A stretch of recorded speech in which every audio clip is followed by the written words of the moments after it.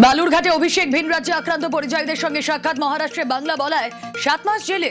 BJP সাংসদ সুকান্ত মজুমদারকে বলেও কাজ না হওয়ার অভিযোগ। পরে জেল মুক্তি। অসিত সরকার গৌতম বর্মনের পরিবারের পাশে থাকার আশ্বাস অভিষেকের।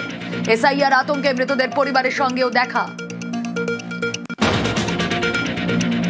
ভোটের আগে বিজেপির নতুন রাজ্য কমিটি, পুরনোদের গুরুত্ব। সাধারণ সম্পাদক পদে পুনর্বহাল লকেট জ্যোতির্ময় মাহাতোকে। সহসভাপতি পদ জগন্নাথ চট্টোপাধ্যায়, মনোজ টিগ্গা, তাপস রায়, অগ্নিমিত্রা পল, দীপক বর্মনকে। কমিটিতে নেই রিতেশ তিওয়ারি, শান্তন বসু। নন্দীগ্রামে শহীদ স্মরণ 2007-এর 7ই জানুয়ারি গুলিবিদ্ধ 3 জমি আন্দোলনকারীর মৃত্যু। ভাঙা বেড়ায় সভা, মোমবাতি জ্বালিয়ে শ্রদ্ধা তৃণমূলের। ভাঙা বেড়ায় শহীদ বেদিতে মালা, বিরোধী দলনেতার মঞ্চ থেকে চড়া সুর।